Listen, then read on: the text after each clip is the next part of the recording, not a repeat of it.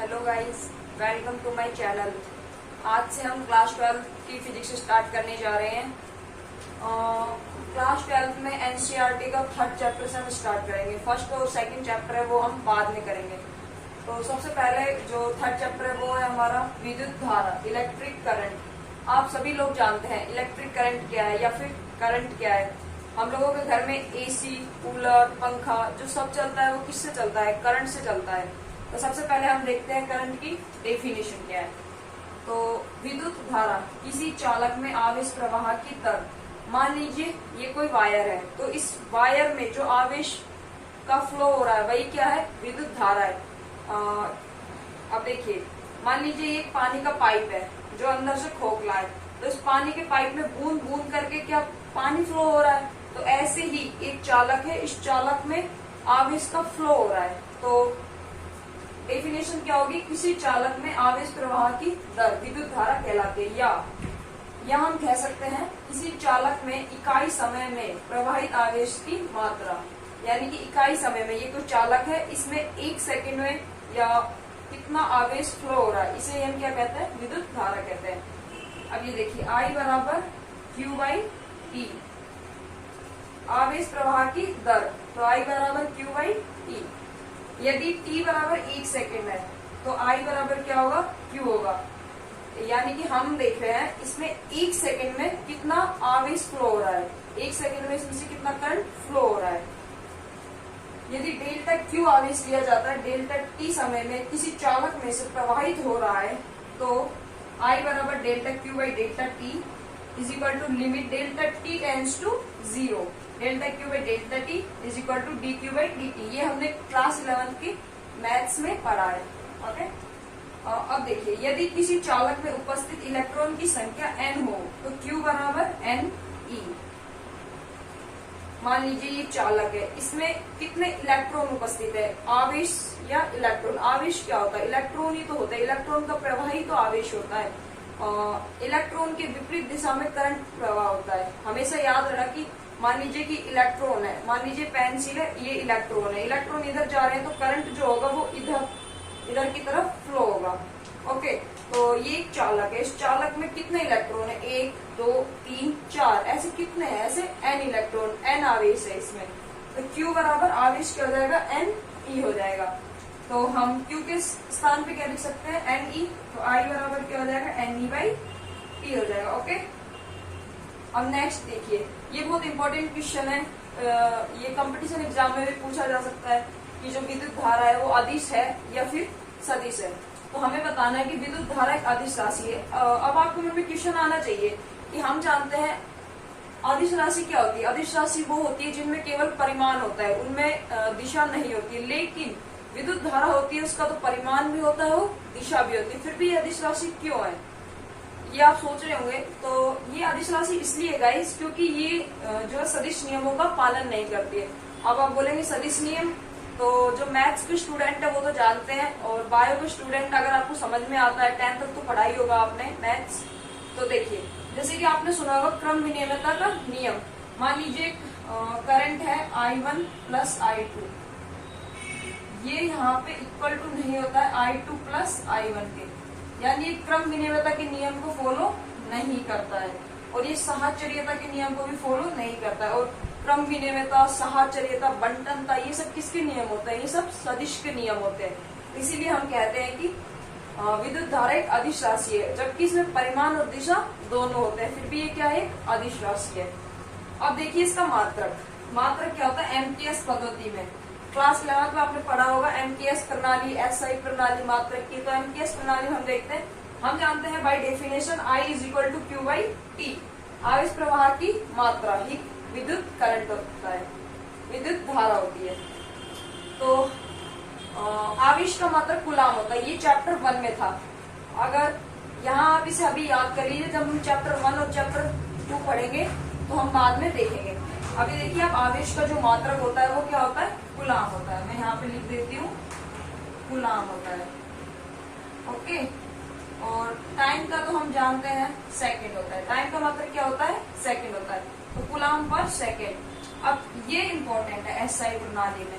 SI प्रणाली में coulomb पर सेकंड को हम क्या बोलते हैं? एम्पियर। क्या बोलते हैं गाइस? एम्पियर। अब आपसे एग्जाम में पूछा जा सकता है 1 नंबर का क्वेश्चन कि 1 एम्पियर की डेफिनेशन। तो 1 एम्पियर क्या होगा? मान लो ये चालक है, इस चालक में से 1 सेकंड में 1 कूलाम आवेश फ्लो हो रहा है। क्या हो रहा है? 1 सेकंड में 1 कूलाम आवेश फ्लो हो रहा है, तो भाई क्या होता है? 1 एम्पियर होता है। देखिए t is equal to 1 second, q is equal to 1 coulomb, तो 1/1। इसे कूलाम को हम कैपिटल T से दर्शाते हैं, तो ये क्या हो जाएगा? 1 एम्पियर। और बीमा देखिए I is equal to q/t, और कूलाम की जो बीमा होती है AT होती है, AT। A क्या है यहाँ पे? एम्पियर, और T क्या है यहाँ पे? टेम्परेचर में ही है गाइस। 11th में आपने बीमा पढ़ी है तो आपको पता है T क्या है यहाँ पे? टाइम है, टाइम की बीमा है, ये समय की बीमा है। तो AT और सेकंड की आप जानते हैं T, तो T से T कैंसिल, तो M0 L0 T0 A1, क्योंकि M L और T की फॉर्म में होती है बीमा, यहाँ पे एम्पियर एक्स्ट्रा जाएगा। ये आपने क्लास 11th में पढ़ा होगा। कहीं कहीं हम देखते हैं जब हम लोग न्यूमेरिकल करेंगे तो उसमें देखेंगे हम कि लिखा होगा 1 मिली एम्पियर। इसका मतलब क्या होता है? इनका मतलब मिली एम्पियर, और आप जानते हैं मिली में 10⁻³ होता है, तो इसको हम लिख सकते हैं 1 × 10⁻³ एम्पियर। और ये जो होता है यहाँ पे माइक्रो होता है, ये ऐसे करके यू की तरह इसे ऐसे बना दिया जाता है, ये क्या होता है? माइक्रो होता है, माइक्रो एम्पियर। तो माइक्रो में 10⁻⁻6 होता है। अगर m होता है m का मतलब होता है मेगा, मेगा में होता है 10⁻6। Okay guys. और नेक्स्ट जो हेडिंग है हमारी वो है चालकों में धारा प्रवाह, यानी कि ये जो वायर है इसमें करंट फ्लो कैसे होता है। जैसा कि मैंने अभी आपको बताया कि जो आवेश यानी करंट फ्लो और इलेक्ट्रॉन होते हैं वो एक दूसरे के विपरीत डायरेक्शन में होते हैं हमेशा। तो देखिए माना कि हमने कोई एक धारावाही चालक है, ये क्या है? L लंबाई का धारावाही चालक है, A अनुप्रस्थ काट क्षेत्रफल है, यानी L लंबाई और A अनुप्रस्थ काट क्षेत्रफल का एक धारावाही चालक हमने लिया है, जिसे हमने एक बाह्य स्रोत बैटरी से जोड़ा गया है। यहाँ से हमें वोल्टेज मिलेगा, तो यहाँ पे क्या है? हाई वोल्टेज, और यहाँ पे क्या है? Low voltage. जो करंट होता है वो हमेशा हाई वोल्टेज से लो वोल्टेज की ओर फ्लो होता है, यानी यहाँ से है जो क्या होगा? आवेश निकलेंगे, ओके, और यहाँ से इलेक्ट्रॉन, ये जो प्लस होता है ये माइनस होता है। अब जो इलेक्ट्रॉन जो होंगे वो इलेक्ट्रॉन इधर की तरफ फ्लो करेंगे, इलेक्ट्रॉन इधर जाएंगे और आवेश इधर जाएगा, Q इधर जाएगा, यानी करंट इधर जाएगा। यदि इलेक्ट्रॉन इधर आ रहे हैं तो करंट कहाँ फ्लो होगा? जहाँ आवेश प्रवाह की दर ही तो करंट होता है, तो इलेक्ट्रॉन इधर फ्लो होंगे और करंट इधर फ्लो होगा हमारा I। ओके, तो इसमें करंट कैसे होगा? ऐसे होगा। हमेशा जो करंट होता है वो उच्च विभव से निम्न विभव की ओर फ्लो होता है। देखिए जैसे कि एक ये सर्किट है, ये है, तो इसमें करंट कैसे फ्लो होगा? Plus minus. इसमें करंट फ्लो होगा ऐसे, इसमें करंट ऐसे फ्लो होगा I। ओके, और नेक्स्ट हेडिंग डालिए अपवहन वेग या अफवाह वेग, इसे बोलते हैं ड्रिफ्ट वेलोसिटी, और इसको Vd से हम दर्शाते हैं, V और इसके पैर में D। E से ड्रिफ्ट वेलोसिटी, अपवहन वेग। देखिए अपवहन वेग क्या होता है? जैसे कि चालक है, इस चालक में जो इलेक्ट्रॉन होते हैं वो रैंडमली गति करते रहता है, ऐसे ऐसे, मतलब कि एक चालक है तो इसमें जो इलेक्ट्रॉन होते हैं वो रैंडमली इधर इधर इधर, मतलब किसी भी डायरेक्शन में गति करते रहते हैं। जब वो इलेक्ट्रॉन रैंडमली गति करते रहते हैं तो उनके मध्य टक्कर भी होती है। जैसे कि रेलवे स्टेशन है जहाँ पे बहुत भीड़ होती है, तो कोई व्यक्ति इधर जा रहा है, इधर जा रहा है, इधर जा रहा है, तो उनके बीच में टक्कर भी होती है। तो जो टक्कर होती है वो उसका जो वेग होता है उस समय, इनका इलेक्ट्रॉन का जो वेग होता है उसमें वेग वो होता है 10⁻⁵। क्या होता है? 10⁻⁵ मीटर पर सेकंड होता है, 10⁻⁵ मीटर पर सेकंड होता है। ओके, तो ये जो रैंडमली यादृच्छिक गति करते रहते हैं, तो इस समय तो हम इनका जो औसत वेग है वो 0 हो जाता है, ऑलमोस्ट 10⁻⁵ है माना जाता है, लेकिन इनके मध्य टक्कर भी होती है तो इनका औसत वेग क्या हो जाता है? 0 हो जाता है। लेकिन देखिए अब अपवहन वेग क्या होता है? जैसे कि चालक है, तो इस चालक में हम क्या करते हैं? एक विद्युत क्षेत्र में चालक को रखते हैं, तो विद्युत क्षेत्र की उपस्थिति में जो इलेक्ट्रॉन रैंडमली गति कर रहे थे, ये इलेक्ट्रॉन एक डायरेक्शन में फ्लो करने लग जाते हैं। मान लीजिए जो विद्युत क्षेत्र रेखा है, क्योंकि अभी आपने फर्स्ट चैप्टर पढ़ा नहीं है तो आपको पता नहीं विद्युत क्षेत्र क्या होता है, लेकिन जिन लोगों को पता है वो ध्यान से इमेजिन करिए। जो विद्युत क्षेत्र रेखा है मेरे राइट हैंड से लेफ्ट हैंड की तरफ जाएगी, विद्युत क्षेत्र इस डायरेक्शन में है, तो इलेक्ट्रॉन जो रैंडमली ऊपर नीचे दाएं बाएं गति कर रहे थे वो एक ही पर्टिकुलर डायरेक्शन में राइट से लेफ्ट डायरेक्शन में गति करेंगे। तो इस स्थिति में जो वेग होगा ना उसे हम क्या कहेंगे, अपवहन वेग कहेंगे। तब देखिए अपवहन वेग, जब किसी चालक को बाह्य विद्युत क्षेत्र में रखा जाता है तो यादृच्छिक गति कर रहे इलेक्ट्रॉन, मैंने आपको बताया था जब ये इलेक्ट्रॉन किसी भी विद्युत क्षेत्र में नहीं है तो ये रैंडमली किसी भी डायरेक्शन में इलेक्ट्रॉन गति कर रहे हैं, तो उस समय इनका जो औसत वेग है वो 0 होता है। तो यादृच्छिक गति कर रहे इलेक्ट्रॉन सरल रेखा में गति करना प्रारंभ करते हैं। इस अवस्था में इलेक्ट्रॉन का औसत वेग अपवहन वेग कहलाता है। देखिए u average u1 plus u2 plus u3 plus dot dot dot un by n, u average ये इज इक्वल टू 0। ये कब का है, जब इलेक्ट्रॉन रैंडमली यादृच्छिक गति कर रहे हैं, जब इलेक्ट्रॉन यादृच्छिक गति कर रहे हैं तो u एवरेज क्या हो जाएगा, 0 हो जाएगा। अब देखिए हमने अभी थोड़ी देर पहले डायग्राम बनाया था, तो यही वाला देखिए a अनुप्रस्थ काट क्षेत्रफल का और l लंबाई का कोई धारावाही चालक है, तो इसमें करंट फ्लो हो रहा है इस डायरेक्शन में उच्च विभव से निम्न विभव की ओर। तो इसमें हमने ई एक्सटर्नल एक विद्युत क्षेत्र लगा दिया जो करंट की ही दिशा में है।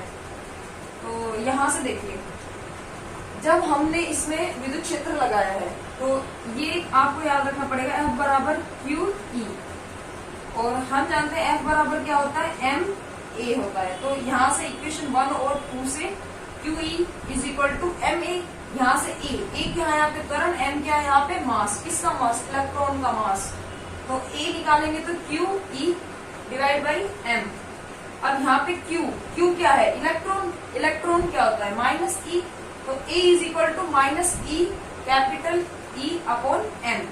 अब इसे रहने दीजिए। अभी हमने क्या कहा था, अब ई यानी कि जब ई प्रेजेंट है, विद्युत क्षेत्र प्रेजेंट है, तो उस स्थिति में इलेक्ट्रॉन का उसमें वेग v1 v2 v3 dot dot dot vn है, तो अपवहन वेग औसत वेग जो है vd v1 plus v2 plus v3 plus dot dot dot vn divide by n।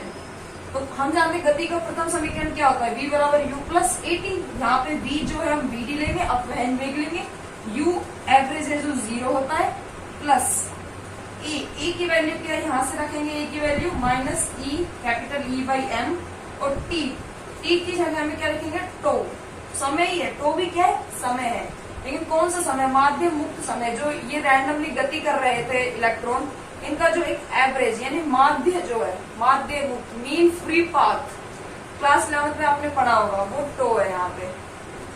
तो यहाँ से बीडी क्या आ जाएगा, minus E capital E by M. तो ये बहुत ही इंपॉर्टेंट रिलेशन है, इस पर डायरेक्ट न्यूमेरिकल भी पूछा जा सकता है आपको। ओके गाइस, तो यही है अपवहन वेग। हमारी नेक्स्ट हेडिंग है गतिशीलता, मोबिलिटी। अभी हमने देखा अपवहन वेग का फॉर्मूला क्या था, minus E capital E by M.